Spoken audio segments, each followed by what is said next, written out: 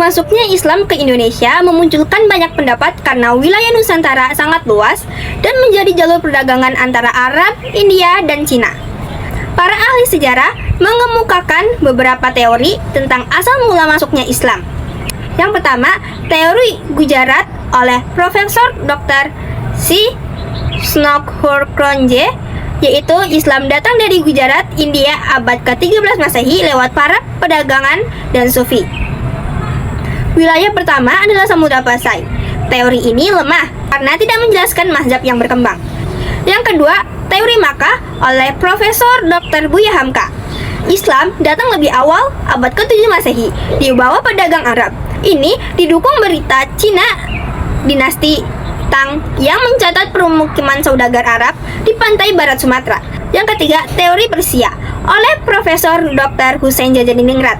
Islam berasal dari Persia, terlihat dari kesamaan cara mengeja huruf Al-Quran di Jawa Barat. Namun teori ini lemah karena mayoritas Muslim Nusantara bermadzhab Syafi'i bukan Syiah. Yang keempat, teori Cina oleh Profesor Dr. Slamet Muljana. Tokoh awal Islam termasuk Sultan Demak dan Wali Songo memiliki nama versi Cina di Kronik Sampokong. Kelemahannya, budaya Cina memang mencinakan nama asing. Yang kelima, teori maritim oleh N.A. Balog. Islam masuk lewat jalur perdagangan laut. Yang kelima, teori maritim oleh N.A. Balog. Islam masuk lewat jalur perdagangan laut sejak abad ke-7 Masehi. Perdagangan Muslim berdakwah di pelabuhan Nusantara. Penyebaran kuat dimulai dari Aceh, lalu meluas ke seluruh Indonesia. Perkembangan Islam di Indonesia dimulai ketika muncul kesultanan-kesultanan seperti Samudra Pasai abad ke-13 Masehi dan Leran di Gresik abad ke-11 Masehi. Islam semakin meluas karena banyak raja Hindu masuk Islam, terutama karena rakyat lebih dulu memeluk Islam dan karena Islam tidak mengenal sistem kasta, sehingga cepat diterima masyarakat. Munculnya kesultanan Islam juga dipengaruhi perkembangan dunia Islam. Dari masa Khulafaur Rasyidin, Umayyah, Abbasiyah, Fatimiyah, hingga Turki Utsmani. Runtuhnya Hindu-Buddha di India dan berkembangnya Islam di Cina turut memperkuat penyebaran Islam dan berdirinya masjid serta pesantren di Nusantara. Catatan Ibnu Battuta tahun 1345 Masehi menyebut bahwa Samudra Pasai bermazhab Syafi'i, sedangkan Gujarat bermazhab Syiah. Karena itu, Buya Hamka menolak teori Gujarat dan menyimpulkan bahwa Islam datang langsung dari Arab atau Mekah, bukan dari Gujarat. Sejarawan Belanda dulu menulis seolah Islam baru masuk abad ke-15 Masehi saat Demak berdiri. Padahal Islam sudah dikenalkan sejak pada abad ke-7 Masehi dan abad ke-15 hanyalah masa perkembangan besar, bukan awal kedatangannya. Penyebaran Islam di Indonesia dilakukan oleh banyak tokoh, ulama, dan sultan berbagai daerah. Yang pertama, Sultan Malik Al-Soleh pada tahun 1267 sampai 1297 Masehi di Samudra Pasai, pendiri dan raja pertama Samudra Pasai. Ia masuk Islam melalui Syekh Ismail dari Mekah, lalu bergelar Sultan Malik Al-Soleh. Di bawah kepemimpinannya, Samudra Pasai menjadi pusat penyebaran Islam di Nusantara. Kekuasaannya kuat dan tercatat dalam laporan Marco Polo. Wafat 1297 Masehi dan dimakamkan di Beuringin. Yang kedua, Sultan Ahmad pada tahun 1326 sampai 1348 Masehi di Samudra Pasai. Sultan ketiga Samudra Pasai bergelar Malik Al-Thohir. Apa itu? Ia sangat memperhatikan perkembangan Islam. Masa pemerintahannya dikunjungi Ibnu Battuta, yaitu mencatat bahwa Sultan Ahmad aktif menyebarkan Islam ke wilayah sekitar. Yang ketiga, Sultan Alauddin Biayat Shah pada tahun 1538 sampai 1571 Masehi di Aceh. Sultan Aceh ketiga dan tokoh penting masa kejayaan Aceh. Ia menjalin hubungan dengan Turki Utsmani sehingga Aceh memiliki militer yang kuat. Ia mendatangkan ulama dari Persia dan India untuk mengajar Islam. Dakwah diperluas sampai Minangkabau dan Indrapura.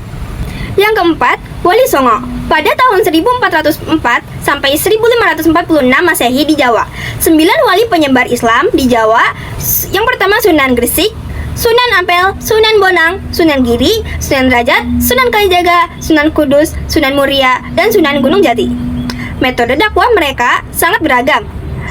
Yang pertama budaya, seni, pendidikan, perdagangan, pernikahan, dan pesantren. Pengaruh mereka membuat Islam cepat berkembang di Jawa hingga ke seluruh Nusantara. Nama aslinya Imangarangi Dayang Manrabia, raja Goa pertama yang masuk Islam bersama Raja Talo. Setelah itu, rakyat Goa Talo menyusul. Dakwah meluas ke Buton, Dompu, Sompeng, Wajo, dan Bone. Didukung ulama Minangkabau Datuk R.I. Bondang. Yang keenam, Datuk Tunggang Parangan di Kutai, Kartanegara. Ulama Minangkabau yang berdakwah di masa Raja Aji Mahkota. Berkat perjuangannya, raja dan rakyat Kutai masuk ke Islam. Kerajaan berubah menjadi Kesultanan Kutai, Kartanegara, dan hukum negara berlandaskan Islam. Ia berdakwah hingga wafat dan dimakamkan di Kutai Lama. Yang ketujuh, Sultan Zainal Abidin pada tahun 1486 sampai 1500 Masehi di Ternate, Maluku.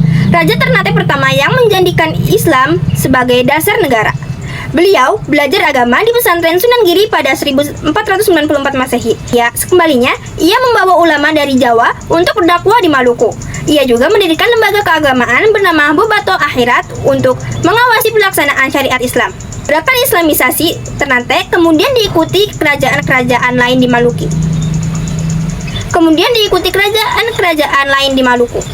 Tokoh ulama besar lainnya, selain para sultan dan wali, ada banyak ulama penyebar Islam sejak abad ke-18 hingga masa modern. Syekh Abdul Somad Al-Palimbani di Palembang, Syekh Mahfud Al-Termasi di Jawa Timur, Syekh Nawawi di Banten, Syekh Nawawi Al-Batani di Banten, Syekh Yasin Al-Padani di Padang.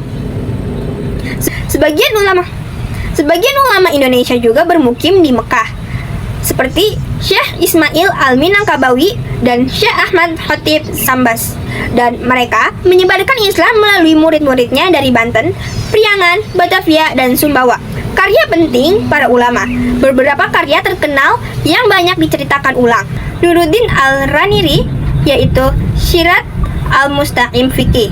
Yang kedua, Abdul Rauf As-Sinkili, yaitu Tafsir Turjuman Al-Mustafid dan Mir'at Al-Tulab. Yang ketiga, Arsyad Al-Banjari, yaitu Sabil Al-Mutahadin. Yang keempat, Mahfud Al-Termasi, yaitu Minhaj Zawi Al-Nazar. Yang kelima, Salih Darat, yaitu Majmu'at Al-Syariah dan Faid Al-Rahman.